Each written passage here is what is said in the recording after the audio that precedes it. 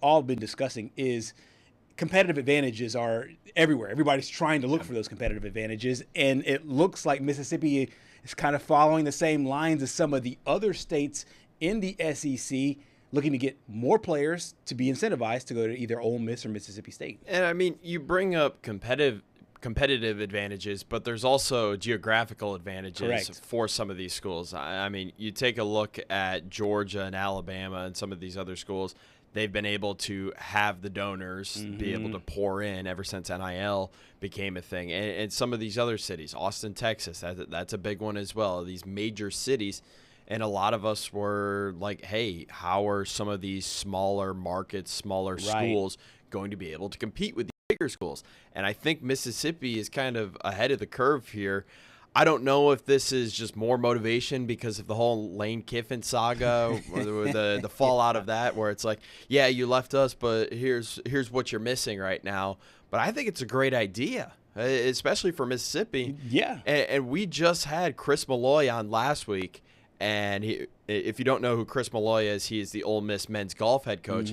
He said when he took over the program a few years ago, nobody wanted to come to Mississippi. Right. And as much as you want to admit it or not, Lane Kiffin kind of helped recruiting in the state of Mississippi with the whole come to the SIP, and now people want to go to Mississippi. Exactly, and they want to go. Obviously, you have the Grove and other things that are nice touristy attractions for people who are not in Mississippi. However, a situation, in my opinion, I believe what this really does for Ole Miss and Mississippi State is that, hey, if you want your guys to come in and not have to worry about the extra stuff that comes with NIL, managing your money and or paying your state taxes, this is a nice incentive to do so. Now, of course, in the states of like Florida and Texas, they don't have state taxes. Tennessee's the same way. So they already built that in. It's already built into their economy that there are no state taxes. So NIL deals will also follow that same suit here. So it is interesting to me that now we're in a situation where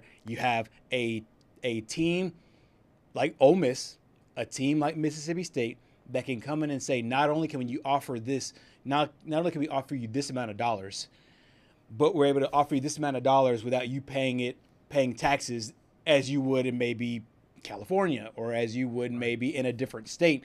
And so I do think that at the end of the day, it does give them a lot more benefits to go. If you're deciding between one or the other, financially, it'll make a lot better decision. I think that's the reason why a lot of people end up going to Texas. And oh, by the way, they just made it to the college football playoff last year. And oh, by the way, they made a semifinal appearance and was honestly one play away from potentially going to the national championship. So all of the recruiting benefits that you get from doing well in the postseason, having a solid program, a lot of people.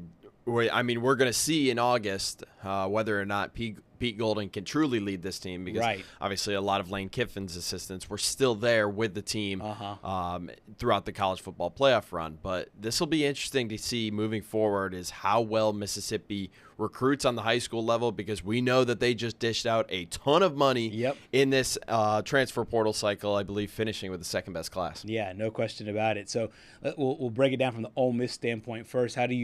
What do you think from a competitive standpoint it means for them? I think that Ole Miss is riding a great high right now. You got your quarterback back. He won on the court. He won on the field. And like you said, there are expectations. But the downside to that is they will sneak up on nobody this upcoming year. And the schedule is relatively difficult. It's not the hardest thing in the world. It's relatively difficult. But in my opinion, I think this among other things, really kind of sets Ole Miss on a good trajectory moving forward into next year. Yeah, I mean, I think so as well. And I don't think we're going to see the benefits of it just yet, because obviously next year's class is already set. Yeah. They've already got the players coming in, and then they'll have the high school guys come in next year. I think we'll really see the benefits of this 2 to 5 years down the line, when Pete Golding starts to get more and more of his guys in and is able to do his recruiting pitch to some of these other guys as well. But I think that what this bill does for Ole Miss is, yes, they are on top of the SEC right now. They're probably going to be one of the favorites heading into next season to win the SEC championship and potentially the national championship, because you've got your quarterback coming back, as you mentioned, Trinidad Chambliss, and you also have Keywan Lacey, your RB1, coming back as well. Yeah. So you should enter the next season as a contender. But what this does is, I believe this is going to prolong their stay at the top, because we've seen a few college football programs have these one-hit wonders, so to speak. Right. Like, one that comes to mind was Wake Forest a few years ago. Oh, yeah. The Demon Deacons, they had Sam Hartman before he went to Notre Dame. They were up there at the top of the ACC, contending with Clemson for a few years. Right. Where are they at now? Kind of back in the basement of the ACC. And I know Ole Miss hasn't historically been atop the SEC. This last season set records for program records. But heading into next year and then the year after, it's just going to prolong this stay at the top, I believe. I think it has a chance to, but at the same time, the only pause that I do have, we haven't seen Pete Golding coach a whole season. Right. Now, he took the momentum and ran with it in the playoff games. He was masterful in the postseason last year. I do wonder what it's like now week to week. With him, his staff, and whatnot. That's the only pause that I do have. But I think that he's been under Coach Saban.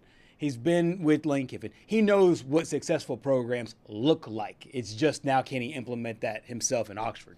I think when you bring back such a veteran presence, though, and a lot of guys who just got you to where you were last year, that's definitely going to help. Yeah, I still think Charlie Weiss was kind of the mastermind behind that whole run and what he was able to do with that offense. Right. But he needed Trinidad Chambliss to go out and make the plays. He needed the guys on the field to go out and actually make the plays. And again, the unsung hero of this whole run, in my opinion, is still there in Oxford, and that's Joe Judge and what he's been able to do for some of these quarterbacks that have gone through the Ole Miss program. Jackson Dart, I think Matt Corral was right before he got there. Yeah. But I mean, Trinidad Chambliss and Jackson Dart, presumably Deuce Knight next year. I think that this bill will allow Deuce Knight to stay, and I seriously think Ole Miss is going to be atop the SEC for some time. Yeah, and it is hard to project, a lot of things moving forward. I don't know if anybody would have picked Indiana to win a national championship 3 years ago.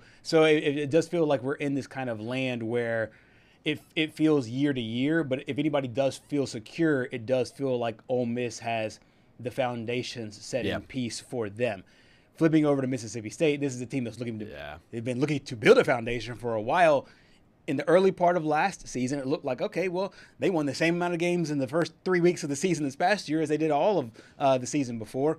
Not necessarily the finish that they wanted. They were competitive in just about every game, almost every game, especially defensively. What do you think not only this bill does for them, but just where do you project them as they move forward? Well, when you take a look at on the surface, a 5-8 record really isn't the greatest thing in the world. Sure. I think some people would see that and be like, oh, man, that's not really a good team. Yeah. But you take away the Texas collapse. Right. They played Ole Miss pretty close in the Egg Bowl. And there were a few other games where if they didn't let it get out of hand quite like some of these games did, they could have earned their way into a bowl game the easy way. They were a late addition because too many teams opted out. That's why they made it into the Duke's Mayo Bowl with a 5-7 record. I think Jeff Lebby's got this program heading in the right direction to go from not winning an SEC game in his first year to being able to pull off a few. I think the Arizona State upset was the big one to get under his belt to start the season. But this is going to allow Mississippi State to also make a run at some of these other schools. And when you got a guy returning in Kamario Taylor who took over the starting job for Blake Shapen down the stretch, I feel like you have to be on cloud 9 right now if you're Mississippi State because you can see the light at the end of the tunnel. Exactly. And I think what Kamario Taylor represents is hope for this team because, as you mentioned, he was a young guy, came in, a lot of mop-up duty last season, and then, as you mentioned, came in, he was the starter when Blake Shapen was injured. But I do feel like a guy that's already in the system, Coach Jeff Lebby knows him, they've recruited him, he feels he'll be more comfortable there in the offense. I do think, and not necessarily saying that he's going to be a Heisman Trophy finalist, but we have seen this kind of run for guys. You start off young, not a lot of reps. You get more reps, you get older. One that comes to mind is a guy like Tim Tebow. They sprinkled him in his freshman year, sprinkled him in early on. By the time he was a senior, done well in the system, and then obviously he's competing for Heisman trophies and national championships. I do think for Mississippi State and for Jeff Lebby, you have to be feeling good about your quarterback situation as well, not necessarily going to the portal and getting the new hot name that's out there, really building with your guys and building with the guy like him. I don't want to say he's the next Lamar Jackson because I feel like that would be unjustified and that would put way too much pressure on him. But when I watch him play, he does remind me of Lamar Jackson. A lot of similarities. Now, if we could just get those passing stats up a little bit, but even then, I mean, he threw for 5 touchdowns, only threw 1 pick, over an 80 QBR. Mm-hmm. Thing that really pops out to me, though, is those 8 rushing touchdowns, 82 carries, almost 500 rushing yards. These would be pretty decent stats for half a season, and I think he ended up playing 3 or 4 games. Yeah, exactly, and I think that one of the big things for him, can he build more confidence into next year under Jeff Lebby? Speaking of Jeff Lebby, is this a guy that you think, I think Mississippi State fans feel they're on good footing? Do you feel like they're on good footing? I think so. Me too. I mean, yes, he's 7-18 in 2 seasons, but you're starting to see that progression. And obviously, he had a great career up there in Oxford, and then he ended up taking the job in Stark Vegas. And now we're starting to see Mississippi State build just a little bit of momentum. They came into last season, picked to finish dead last. They didn't finish dead last, so all you can do is go up from there. Right. And as long as we start to see from the conference perspective the steady progression that we saw last year, I think that's going to mean to me that his guys are going to start buying in, program is going to start buying in, management is going to start buying in. All the people that need to buy in for you to be able to keep your job will. And as long as the money's still there, this NIL bill will allow there to be good recruiting. And they just flipped a guy from their own state. Before this year, they weren't able to keep guys in their own area in state. Right. And they were able to flip the safety from, I believe it was Jackson, from Auburn to Mississippi State. That's right, yes. And that was the first big win under Jeff Lebby. Right. And I feel like we're going to start seeing that more. Yeah, and he's an offensive guy, offensive coach, and so you figure him and Kamario Taylor, and then if they can get the defensive help, like the guy you just mentioned, then they'll be able to put themselves in a great situation as they move forward.